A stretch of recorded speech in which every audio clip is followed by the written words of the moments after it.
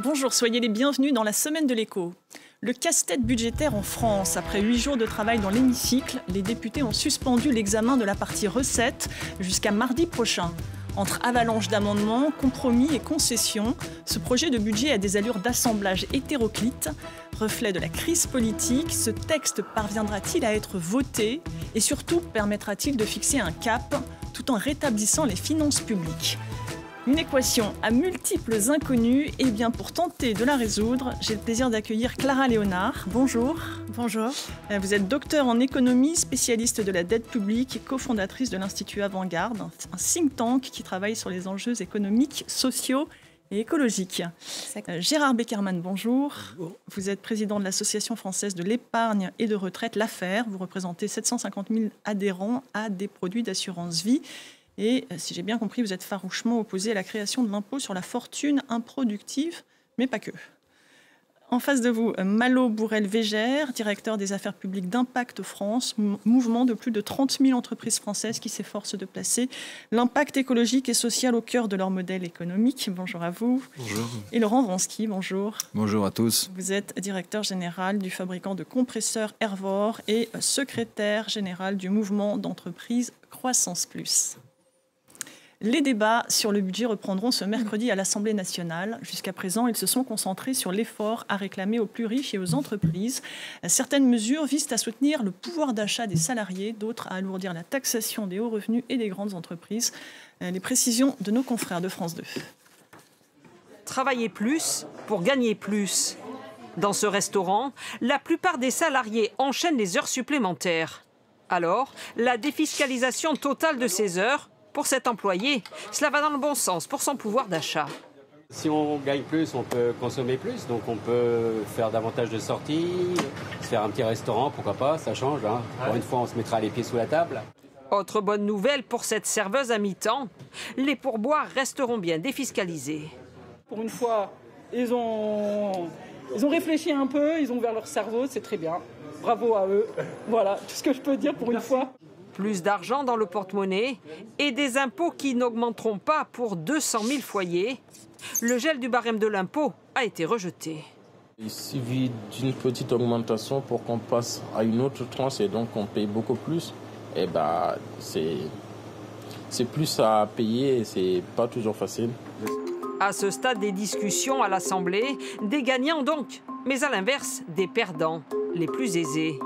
Avec la prolongation de la contribution différentielle sur les hauts revenus et la création de l'impôt sur la fortune improductive. Les grandes entreprises devront aussi payer plus, particulièrement mises à contribution les grands groupes, avec la taxe sur les holdings et le doublement de la taxe sur les GAFAM comme Google, Apple ou encore Amazon. Des choix qui vont peser sur l'attractivité du pays, déplore ce dirigeant d'une société de 2000 salariés. Les discussions sur le budget ne sont pas terminées, mais quand on prend l'état des discussions aujourd'hui, s'ils étaient adoptés en l'état, ce serait une très mauvaise nouvelle pour l'économie française et en particulier son industrie. Une fiscalité alourdie qui interroge même certains petits patrons. Est-ce que ça ne va pas décourager certains entrepreneurs d'investir en France ou de rester en France? Donc là, moi, je suis assez dubitatif. Des mesures qui doivent encore être adoptées par les sénateurs avant un vote final à l'Assemblée prévu au plus tard, fin décembre. Il y a donc des gagnants avec la défiscalisation totale des heures supplémentaires, non sans rappeler une mesure chère à Nicolas Sarkozy. Laurent Vronsky, vous diriez que c'était une priorité ? Je pense que ce qui est une priorité, c'est de maîtriser le dérapage des dépenses publiques. Et ce que je constate, c'est que là, c'est une mesure qui coûte cher, pour le coup. J'entends bien, mais je veux dire qu'on ne peut pas, si vous voulez... Ça serait merveilleux si c'était aussi simple. On ne peut pas, si vous voulez, analyser le budget uniquement en braquant le zoom sur une ou deux mesures. Ce que je constate, c'est que la maîtrise de la dépense publique a complètement disparu des débats. Ce qui veut dire que finalement, on va se retrouver dans la même situation dans pas longtemps. Non, mais précisément parce que cette semaine était évoqué l'aspect recette. J'ai bien compris, mais même la semaine d'avant, on ne parlait pas de la maîtrise de la dépense publique. Et la semaine d'avant, c'est pareil. Donc, si vous voulez, on assiste à un débat qui est vraiment très, très micro. Et on fait croire aux gens, ce que je pense que c'est vraiment un mensonge, qu'on va résoudre le problème en faisant les vases communicants. Donc, on va prendre l'argent là où il est, et puis on va l'injecter là où il en manque, et puis ça y est, le problème est résolu. Il n'y a aucune réforme structurelle qui a été proposée, aucune analyse d'ensemble. Donc je pense que c'est reculer pour mieux sauter. Alors toujours au chapitre, pardon d'insister, des recettes, ce projet de budget ne comportera pas de taxe Zuckman, mais la prolongation, on l'a entendu, de la contribution différentielle sur les hauts revenus. Alors ça a été instauré au début de l'année et ça vise à garantir que les contribuables ayant les revenus les plus élevés soient imposés à un taux effectif minimum de 20%. Laurent Vronsky, diriez-vous que c'est une mesure de justice fiscale ? Non, je pense que si vous voulez, quand on regarde la taxe Zuckman, c'est de la politique avec un excipient académique. Elle est écartée. Elle est écartée, mais je veux dire que l'état d'esprit, ça va revenir, si vous voulez. Si la justice fiscale, c'est prendre aux uns pour donner aux autres, c'est un peu plus compliqué que ça que de gérer le budget d'un pays comme la France. Je ne vous pose pas la question de l'amendement qui vise à taxer les yachts, les voitures de luxe, les œuvres d'art. Tout ça, tout ce qui n'est pas directement, contrairement à la taxe Zuckman, directement lié à une activité productive, mais plutôt et parfois à une stratégie d'évitement de l'impôt. Vous diriez qu'il était temps ? Est-ce que vous pensez que la majorité de la population a des yachts et des tableaux de valeur ? Donc, de même que la taxe Zuckman, allez-y. Oui, mais c'est un sujet important parce que si on regarde les facteurs de consentement à l'impôt qui ont été mis en avant notamment par les travaux de Pierre Boyer, la question de la justice fiscale est absolument essentielle et au cœur des débats. Alors, il n'y a pas que ça, il y a également la transparence de l'impôt, la confiance institutionnelle à tous les niveaux européens, français et des collectivités, et aussi l'utilisation de l'argent perçu. Donc, en fait, si la question de l'impôt est à ce point au cœur du débat, c'est parce qu'il y a une perception d'iniquité. Et il y a aussi un point qui est important si on prend un peu de recul sur la situation, c'est qu'il y a certains sujets de dépenses et il ne faut pas le nier. Et depuis les années 2000, on a des dépenses qui sont constamment en train d'augmenter. Merci de le rappeler. Depuis 2017, on a une stratégie qui consistait à baisser les impôts sans le financer. C'est-à-dire que les recettes en pourcentage du PIB ont baissé de 2,5 points depuis 2017. Vous pensez à des impôts comme je pense à des impôts comme, bien sûr, la taxe d'habitation, on a eu la question de l'ISF, le prélèvement forfaitaire, etc. Donc ce sont des baisses d'impôts qui n'ont pas été financées. Qui n'ont pas été compensées par des baisses de dépenses. Donc en fait, c'est aussi pour ça qu'on s'est retrouvé dans une situation où on a eu une hausse de la dette. Mais si vous voulez, je pense qu'on a dans le débat actuel, puisqu'il s'agit véritablement d'un débat qui est surtout très teinté d'idéologie. J'entends beaucoup de dogmatisme et très peu de pragmatisme. Je veux dire, encore une fois, si vous avez des dépenses que vous allez réduire, et quand on parle de réduire les dépenses, ça ne veut pas dire avoir moins de policiers au coin de la rue, moins d'infirmières dans les hôpitaux.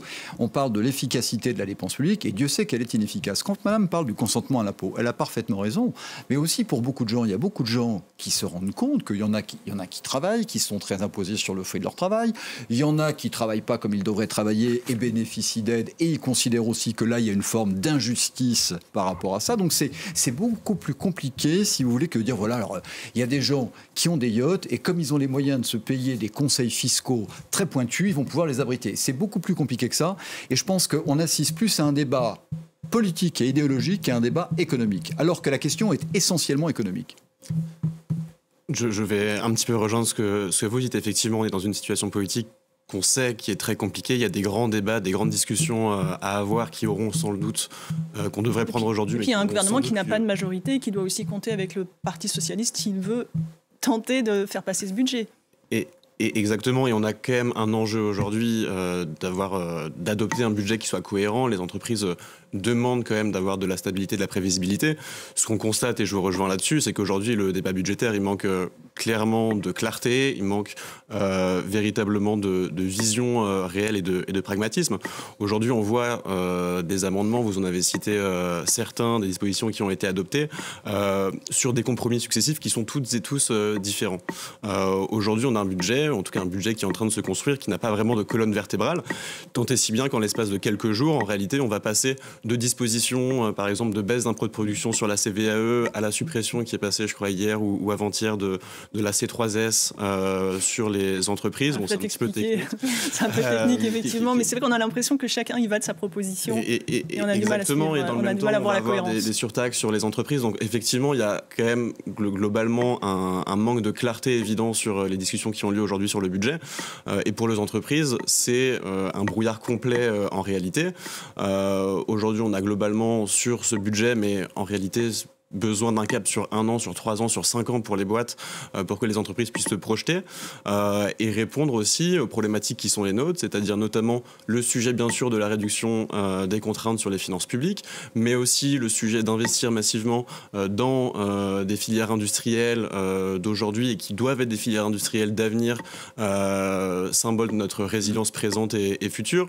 On a besoin aussi de cohésion sociale dans ce pays et donc effectivement là je rejoins aussi ma collègue, pardon, j'ai oublié votre nom, sur Clara le sujet Léonard. De Clara Léonard, sur le sujet de l'acceptabilité aussi sociale et de peut-être une juste répartition des efforts, alors entre les Français, mais aussi sur l'acceptabilité de l'impôt, parce qu'on parle beaucoup de l'imposition sur les entreprises. Effectivement, c'est un sujet qui est très important. En soi, en réalité, le sujet, il est surtout de faire en sorte que cette imposition, l'imposition, c'est pas mal ou c'est pas bien. L'imposition, c'est un outil qui doit permettre de protéger nos entreprises françaises, qui doit permettre de protéger nos industries et qui doit les permettre de les protéger de la concurrence déloyale qu'ils peuvent avoir avec notamment... Alors, vous ouvrez beaucoup de dossiers à la fois. Pardon d'en revenir encore sur la fiscalité, qui est la première partie de notre émission et qui a été donc l'objet des débats cette semaine. Il y a une autre nouveauté qui vous fait réagir, c'est la création de l'impôt sur la fortune improductive. Alors, il doit concerner les résidences secondaires, les biens immobiliers de pur loisir ou vacants, les bijoux, les yachts, les crypto-monnaies ou encore l'assurance vie non allouée à l'investissement productif.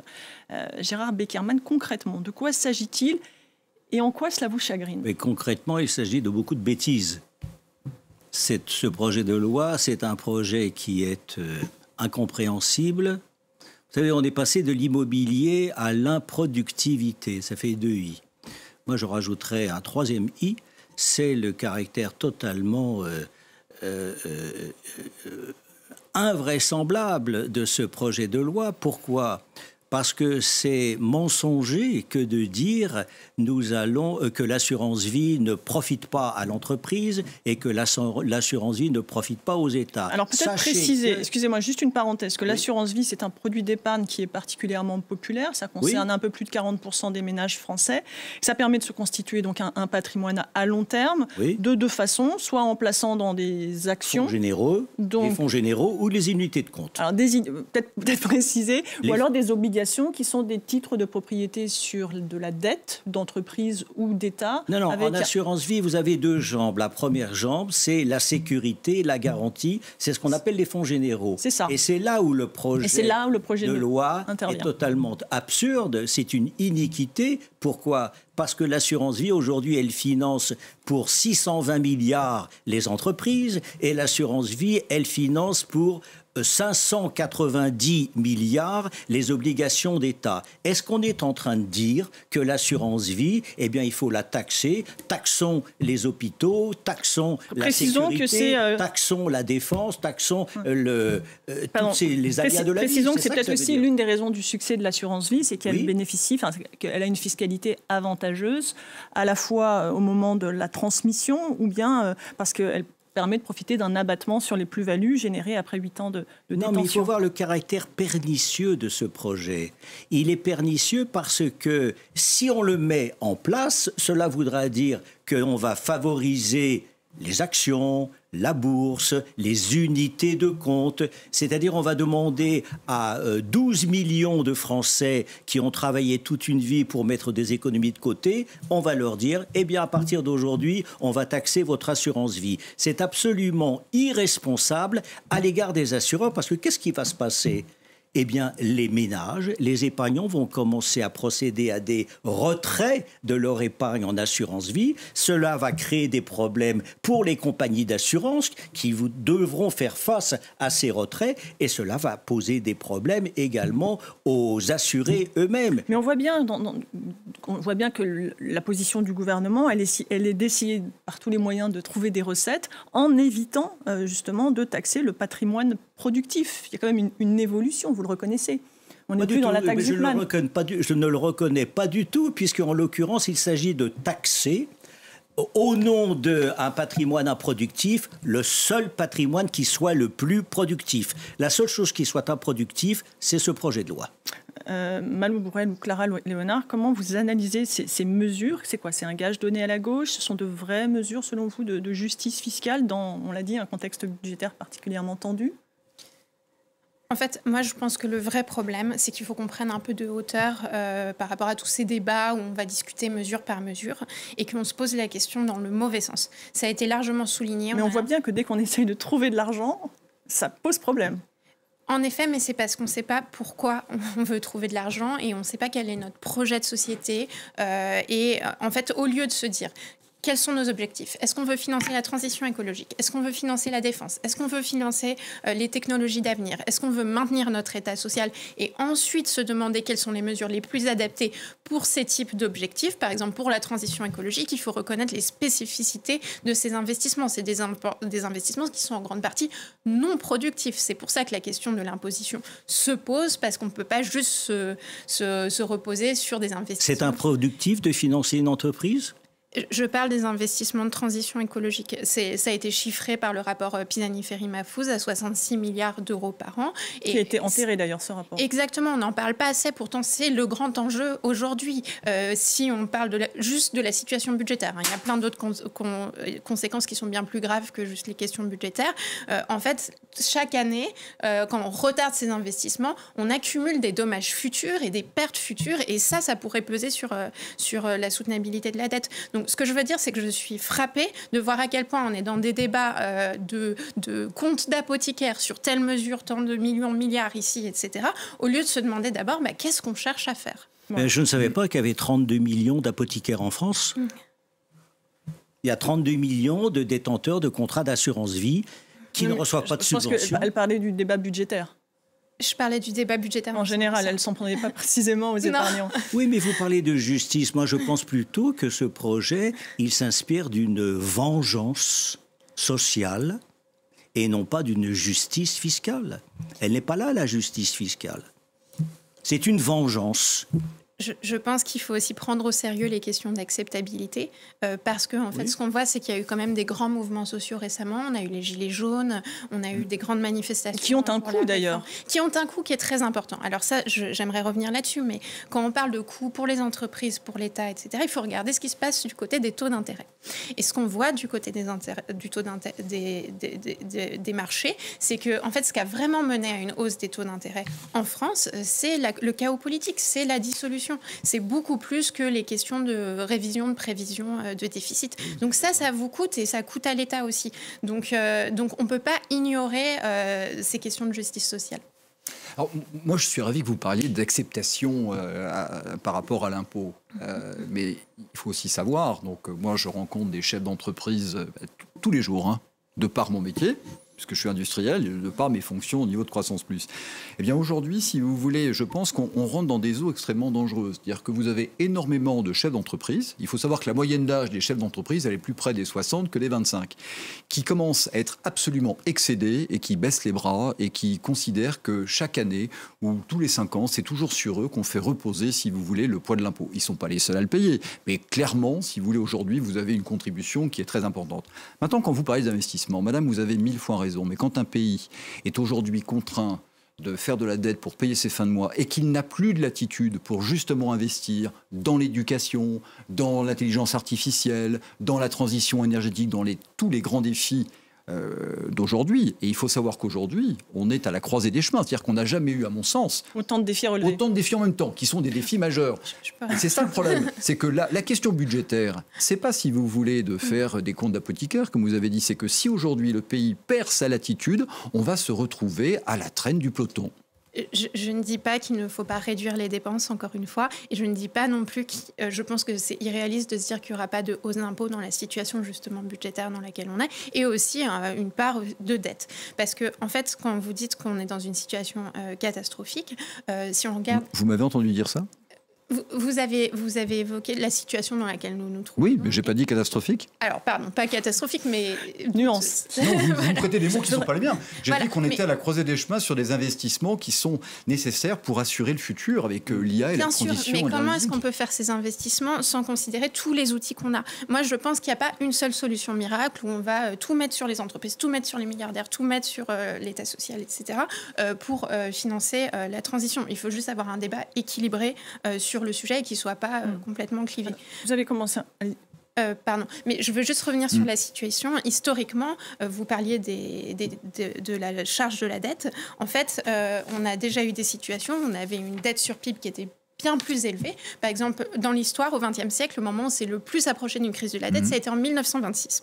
À l'époque, en fait, honorer le service de la dette, c'était 40% du PIB. Aujourd'hui, on est à 3%. Donc, paradoxalement, on est quand même dans une situation où... On a connu pire. Mais je n'ai pas parlé de charge de la dette, j'ai parlé du montant nominal de la dette, c'est-à-dire les 3 400 milliards. J'ai dit un pays qui accumule une dette pour ne pas investir dans l'avenir et faire les fins de mois est un pays qui, inexorablement, si vous voulez, ne répond pas aux défis qui sont les siens. C'est ce que j'ai dit. Je n'ai pas parlé de charge de la dette. J'ai parlé du montant de la dette. En clair, c'est le bon cholestérol et le mauvais cholestérol. S'il y a de la croissance pour financer...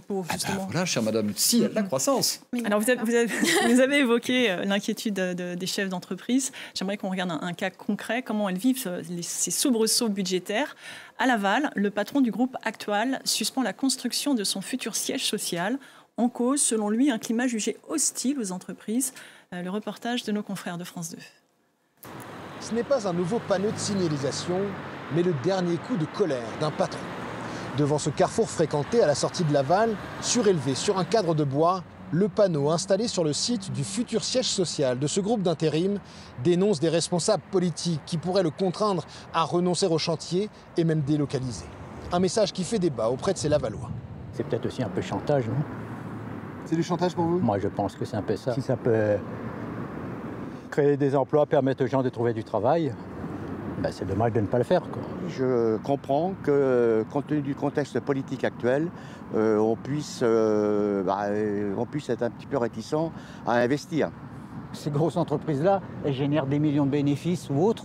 Bah, je pense qu'elles sont en capacité de participer aussi à l'effort de la nation, voilà.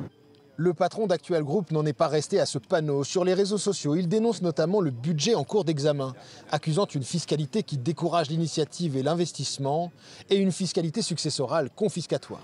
Celui qui est aussi vice-président du MEDEF compte bien peser sur les débats parlementaires.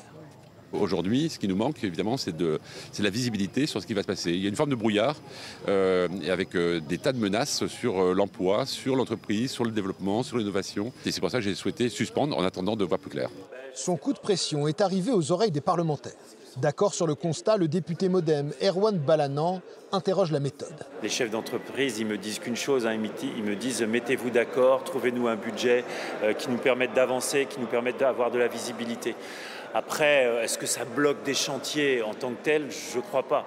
L'entreprise emploie 4500 salariés dans 600 agences.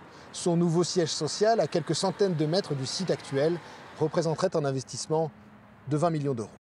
J'aimerais avoir vos réactions à ce reportage. Comment vous analysez la décision de ce patron? C'est quoi? C'est un coup de pression, du chantage, un coup de communication?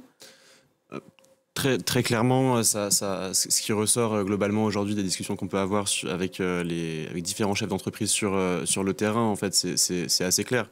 Et on en parlait un petit peu au début de l'émission. C'est effectivement cette situation d'instabilité qui en réalité dure depuis des mois, voire depuis la dissolution, où on n'a pas de perspective sur ce qui va arriver en termes de dispositifs fiscaux, en termes d'aide aux entreprises, en termes aussi de zigzag réglementaire. On a depuis quelques temps, et notamment dans le budget, une priorité qui a été mise à certains moments sur certaines industries ou certaines filières qui est potentiellement en train d'être mise en cause, par exemple. Donc aujourd'hui, les chefs d'entreprise, ils sont dans le flou, ils sont un petit peu victimes de cette instabilité, et donc ils ont effectivement besoin d'avoir un budget, mais comme je le disais précédemment, d'un budget maintenant bien sûr d'un budget donc, de compromis, étant donné la situation actuelle à l'Assemblée nationale. Il y a des budgets qui soient quand même cohérents. Et surtout d'avoir un cap qui soit vraiment très clair. En réalité, c'est vraiment ça le sujet aujourd'hui. On a l'impression que tous les efforts pour la compétitivité française réalisés au cours des dernières années sont partis en fumée. C'est vraiment le cas ? Moi, je pense que c'est pas une impression. Alors, moi, j'entends pas la même chose. Alors, ça tombe bien. Moi, je suis chef d'entreprise. Donc, finalement, quelque part, je m'écoute moi-même. Je dis très modestement. Ce qu'a dit le parlementaire, je n'entends pas du tout la même chose. Je pense qu'aujourd'hui, vous avez énormément d'acteurs économiques qui sont assez effarés du débat actuel, dont certaines mesures qui sont proposées, qui sont d'une autre époque, et qui se posent vraiment la question, est-ce que la France est un pays d'avenir ? C'est ce que dit ce chef d'entreprise en filigrane. Il ne dit pas « j'ai absolument besoin d'un budget ». Ce que j'entends, et je partage cette opinion, c'est que si le prix à payer pour avoir un budget, c'est de casser la machine économique, il vaut mieux un budget technique. Donc la question est beaucoup plus profonde que ça. C'est-à-dire que quand tous les sujets qu'on vient d'évoquer depuis le début de votre émission font dire à beaucoup de gens que finalement, la France est un pays qui est instable, qui renoue avec ses anciens démons, qui a une fiscalité qui est absolument imprévisible, et que donc, ça n'est pas l'endroit où il faut investir sur le moyen, sur le long terme. C'est ça la question. Le chef d'entreprise du reportage donc, appartient au mouvement des entreprises, le MEDEF, qui se dit totalement opposé à toute hausse d'impôts. Est-ce que vous êtes d'accord avec ça ? Est-ce que cette position, elle est tenable aujourd'hui ? Alors je vais vous dire, moi je vais reboucler avec la question que vous avez posée en début d'émission sur la justice fiscale. Si la France était en clair un paradis fiscal, croyez-moi, ça se saurait. Or, si vous voulez, c'est le record absolu des prélèvements en Europe. Pour les entreprises et pour les ménages. Pour tout le monde, record. Je veux dire, vous avez 57% de la dépense, si vous voulez, du PIB, c'est-à-dire de la richesse nationale qui va dans la dépense publique. Donc si la France était un paradis fiscal, ça se saurait. Donc par rapport à la question que vous posez, si on était à un niveau d'impôt très bas et que marginalement on les augmente, c'est pas la fin du monde. Sauf qu'on n'arrête pas de les augmenter et qu'on est le champion du monde de la fiscalité des impôts. Clara Léonard, vous l'entendez, ce ras-le-bol fiscal ? Alors, je comprends ce point, mais en fait, ça dépend du niveau de socialisation que vous voulez. C'est-à-dire que ce qui compte, en définitive, c'est pas simplement le niveau dans l'absolu. Vous pouvez pas comparer les États-Unis, par exemple, à la France, parce que vous payez beaucoup moins pour votre éducation, vous avez un système de santé qui fonctionne, etc.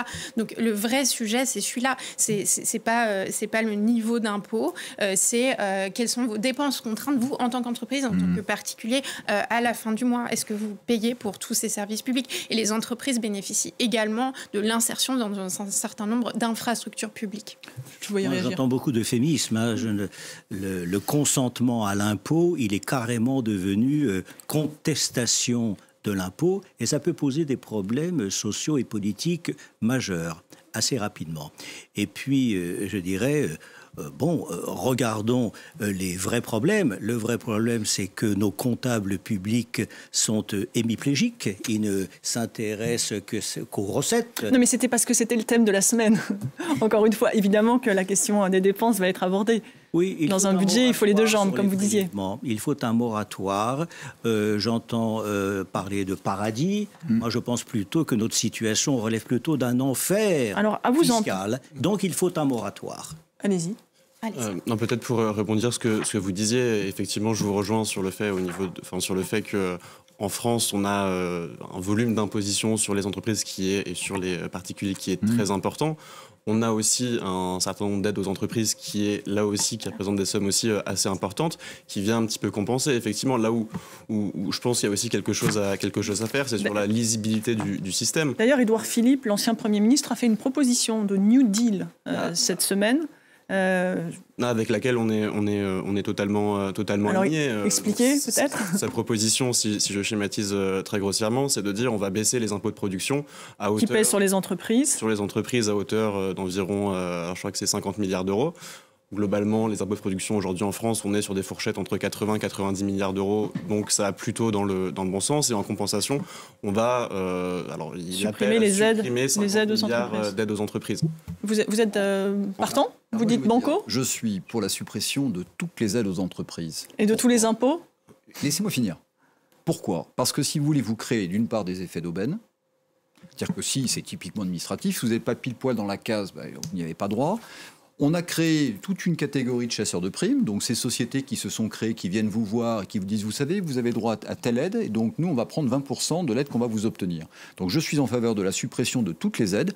Par contre, le pendant, c'est d'avoir une fiscalité lisible pour toutes les entreprises, qu'on baisse les charges sociales ou qu'on baisse l'IS. Je voudrais juste répondre à madame sur les services, parce que cet argument est un argument qui revient inlassablement. C'est-à-dire que vous payez beaucoup d'impôts et vous avez beaucoup de services publics, vous payez moins d'impôts, vous n'en avez pas.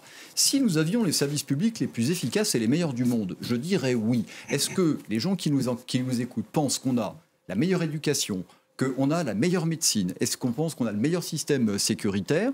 Est-ce qu'on pense qu'on a la justice la plus efficace, qui sont les piliers régaliens de l'État? Non. Beaucoup de gens aujourd'hui se rendent compte par eux-mêmes, il suffit d'aller aux urgences, de voir qu'il y a un problème. Donc on paye de plus en plus d'impôts pour des services qui se dégradent. C'est pour ça qu'il est important, non pas de couper tous les services, mais de travailler à l'efficacité. C'est du bon sens. Je vais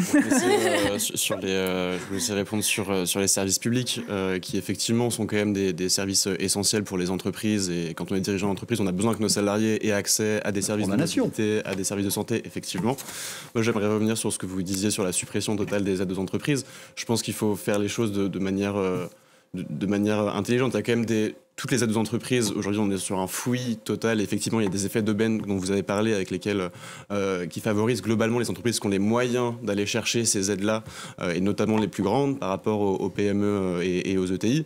Il y a quand même le sujet de l'efficacité de la dépense publique, et donc il y a un enjeu, et c'est quand même assez incroyable aujourd'hui quand on lit le rapport sénatorial de Fabien Gay sur les aides aux entreprises. On ne sait pas aujourd'hui pour les aides aux entreprises qui sont très nombreuses, quelle est l'efficacité réelle de ces aides. Donc on est d'accord. Il y a un enjeu d'avoir mais je n'irai pas jusqu'à dire qu'il faut aller sur une suppression totale, il faut aller sur une rationalisation, il faut aller vers une approche coût-bénéfice, parce qu'il y a des aides d'entreprises aujourd'hui qui vont rapporter de l'argent à l'État. Les aides qui sont transmises aux entreprises pour embaucher des personnes handicapées ou pour mettre en place des stratégies de décarbonation de ces industries, c'est de l'argent, in fine, qui va revenir dans les caisses de l'État à court et moyen terme. 3 points. Le premier, c'est que je suis d'accord tout à fait avec l'idée de réfléchir à l'efficience de la dépense publique. Est-ce qu'on pourrait faire avec moins, mieux, etc. Mais il y a quand même des besoins qui sont très importants. Encore une fois, la transition écologique, etc. Donc il y a des besoins supplémentaires qu'il ne faut pas nier. Et encore une fois, rapport Pisani-Ferry-Mahfouz, mais il y a d'autres rapports qui sont essentiels. Et puis la défense également. Voilà, donc ça c'est un premier point. Deuxième point, quand on parle de taxes aux entreprises, quelles entreprises? Il y a bien sûr les PME qui vont être un peu plus fragiles, etc. Mais on a beaucoup parlé aussi dans le débat des multinationales, des grandes entreprises. Vous avez eu des taxes sur les super profits des énergéticiens, par exemple, qui étaient très mal calibrés pendant la crise énergétique. Donc, en fait, c'est sûr qu'il faut adapter et ne pas pénaliser la productivité et la croissance. Mais il y a des grandes entreprises qui peuvent aussi prendre en charge des taxes plus importantes. Et mon troisième point, c'est que là, je suis d'accord avec vous sur les aides aux entreprises. C'est très chaotique. Il y en a dans tous les sens. Il y en a beaucoup qui sont très mal ciblés. Vous aviez un rapport de l'IGF qui proposait de trouver entre 3 et 10 milliards en coupant dans les aides aux entreprises. On peut penser au CIR, au TVA réduite, etc. Donc il y a plein de choses à faire de ce côté. Laurent Wronski et peut-être aussi Gérard Beckermann, vous nous dressez quand même un tableau assez noir de l'attractivité de la France. Et pourtant, malgré l'instabilité politique et les tensions commerciales avec les États-Unis, la France renoue avec la croissance. On a eu ces chiffres de l'INSEE cette semaine, plus 0,5% au 3e trimestre. C'est mieux que prévu. Et à la fin de l'année, le PIB devrait même progresser d'au moins 0,8%. Est-ce que ça vous étonne et comment expliquer une telle résistance de l'économie française? Ça ne m'étonne pas. Et si vous voulez, je ne voudrais pas que les gens qui nous écoutent pensent que, si vous voulez, en clair, on dramatise la situation. Je veux dire, l'économie, il y a comme une certaine forme d'inertie. Vous prenez le plus gros des paquebots, vous coupez les moteurs, il va continuer à avancer. La question, c'est combien de temps? Bon, je veux dire, les chiffres que vous citez sont quand même pas des chiffres extraordinaires. Oui, mais pareil, si on les met en perspective avec le reste de l'Union européenne ou de la zone euro, c'est nettement supérieur, puisqu'on est sur 0,3 ou 0,2%. Mais on reste sur du court terme. Je veux dire que les phénomènes que nous avons décrits sur, si vous voulez, c'est ce qu'a dit le chef d'entreprise, qui repousse son projet, des gens comme ça, j'en rencontre tous les jours. Mais pardon, et Roland Lescure, donc le ministre de l'économie, salue, lui, une performance exceptionnelle. Mais c'est un avis. Moi, en tant qu'agent économique, puisque je ne le lis pas dans le rapport, dans le énième rapport, j'entends énormément d'agents économiques qui repoussent des décisions, ou pire encore, vous avez certaines entreprises qui sont en train d'aller ailleurs. Pourquoi ? Parce que la France ne vit pas sur une planète seule. On est aujourd'hui confronté à un pays comme les États-Unis qui multiplie les efforts. Ce n'est pas depuis M. Trump, c'est déjà... Ça avait commencé avant. Ça avait commencé avant. Bon. Pour essayer d'attirer à lui tous les talents, les investissements, les entreprises. Donc vous avez aujourd'hui des gens qui hésitaient, qui se disaient, bon, qu'est-ce qu'on fait ? On reste ici ou on va là-bas ? Qui, clairement, aujourd'hui, ont mis une croix sur des projets d'investissement. Donc oui, à l'instant T, on a des chiffres qui sont convenables. Et je crois qu'il faut mettre les choses en perspective. Ce n'est pas non plus extraordinaire. Mais qui sont meilleurs que la moyenne européenne. Oui, c'est qu'est-ce qui va se passer dans un an ? Qu'est-ce qui peut se passer dans 6 mois ? Et je pense que gérer, c'est prévoir. Malo Bourrel, comment vous interprétez ces bons chiffres et peut-être comment... aussi sur cette question de la compétitivité, peut-être aussi d'une certaine forme de dumping. On a beaucoup parlé de l'ouverture de ce magasin Chine au sein du BHV cette semaine. Est-ce qu'on est préparé à ça ? Est-ce que...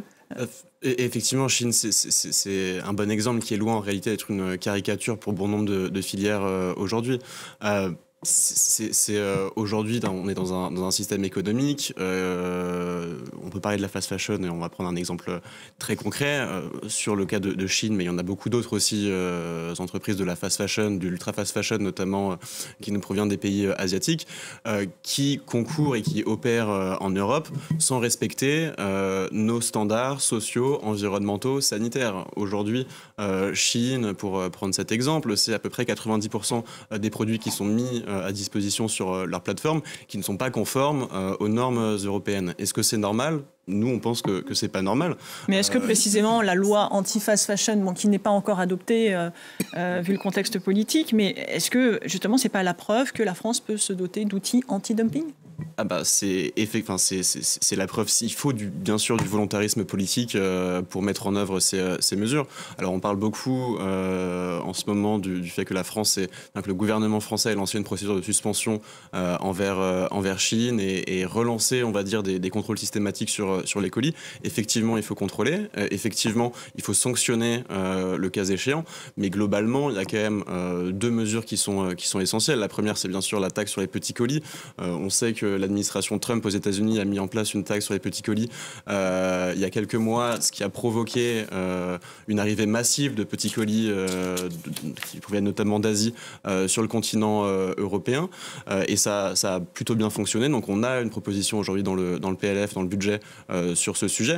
Et il y a bien sûr derrière, penser plus largement et à moyen et long terme, des manières de faire en sorte de moduler la fiscalité pour protéger en réalité notre industrie. Sur la fast fashion, c'est très simple. On n'est pas sur la fast fashion sur des barrières douanières comme on en a beaucoup entendu parler ces derniers mois, ces dernières années. On est sur un mécanisme de bonus-malus sur la performance de durabilité, donc sur la soutenabilité, la durabilité des produits, qui doit, in fine, permettre de faire en sorte que les produits qui sont vendus en France par Chine soient potentiellement taxés à hauteur de 10 €, jusqu'à 10 €. Et cet argent-là n'irait pas directement dans les caisses de l'État, mais dans les caisses de nos entreprises, du Made in France et de nos industries, qui, je le rappelle, ont perdu plus de 300 000 emplois depuis les années 90. Très rapidement. Alors, quand j'entends les propos de monsieur, il a 1000 fois raison. Simplement, l'Europe a été frappée d'angélisme. Et moi, ma partie, c'est l'industrie. Donc, je peux vous donner des exemples très concrets qui ont 20 ans, pas 20 jours. Là, Shine, tout le monde en parle parce qu'évidemment, tout le monde comprend, etc. Mais vous avez quelque chose qui s'appelle en clair la norme CE. C'est-à-dire que si je prends ce stylo, je peux, moi, m'auto-certifier en certifiant que ce stylo est conforme aux lois de l'Europe, de l'Union européenne. Vous avez eu, dans le domaine industriel, une déferlante de composants qui n'étaient absolument pas conformes aux lois de l'Union européenne. Et avec des gens qui ont eux-mêmes auto-certifié les produits. Et vous avez énormément de pays qui ont détourné pudiquement le regard et qui ont, en clair, détruit des filières. C'est bien de parler de Chine. Le problème existe depuis 20 ans. J'espère juste que l'Europe, aujourd'hui, ne sera plus frappée d'angélisme. Il est temps de rétablir la confiance. Je vous suggère un très bon moyen, le meilleur moyen, c'est d'inscrire dans la Constitution la non-rétroactivité des mesures en matière fiscale. C'est une question de confiance à l'égard des 35 millions de Français qui peuvent épargner, c'est-à-dire qui renoncent au présent. Une réaction à cette proposition ? Et je pense que vous avez oublié dans votre moyenne de l'Europe, en citant les beaux chiffres de la France, je crains que vous n'ayez oublié l'Italie, l'Espagne et le Portugal. Très bien. Sur le principe de non-rétroactivité des mesures fiscales, on est plutôt aligné de manière générale. Il y a un bon exemple dans le projet de loi des finances aujourd'hui, notamment qui va toucher l'industrie photovoltaïque, où on va demander à toute une filière de rembourser des aides d'État depuis des années maintenant. Effectivement, on met en péril avec ce principe de rétroactivité, en tout cas sur ce cas précis. Je n'ai pas forcément étudié en tout cas, là, on est en train d'ouvrir un nouveau débat et je crois que malheureusement, je vous laisse terminer votre phrase, mais je crois que malheureusement, nous n'aurons pas le temps de le conclure aujourd'hui. En tout cas, merci beaucoup à tous les quatre d'avoir participé à cette émission très animée. Merci beaucoup à vous de nous avoir suivis. L'information continue sur France 24.